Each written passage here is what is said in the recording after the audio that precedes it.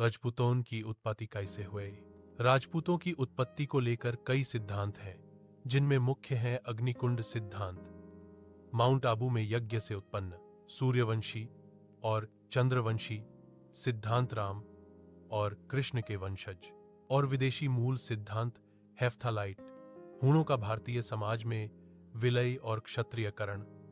7वीं से 12वीं शताब्दी के राजपूत काल में विभिन्न जनजातीय नेताओं और शासकों का उदय हुआ, जिन्हें क्षत्रिय दर्जा दिया गया, जिससे राजपूतों की पहचान बनी, जिसमें कुछ स्थानीय जनजातियां और विदेशी आक्रमणकारी भी शामिल थे।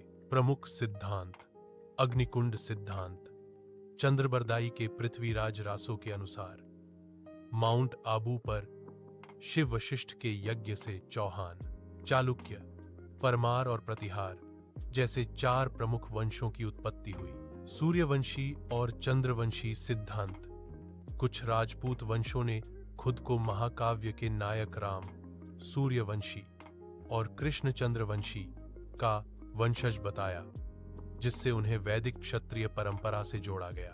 विदेशी मूल सिद्धांत, गुप्त साम्राज्य के पतन के बाद आए हूणों और अन्य विदेशी जनजातियों के नेताओं और कुलीनों को भारतीय समाज में क्षत्रिय के रूप में समाहित कर लिया गया, जिससे राजपूतों का एक बड़ा वर्ग बना।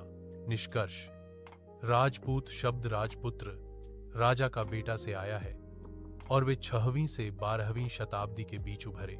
इनमें प्राचीन क्षत्रिय, विदेशी आक्रमणकारी और स्थानीय जनजातीय नेता शामिल थे, जिन्हें क्षत्रिय वर्ग में स्वीकार किया गया।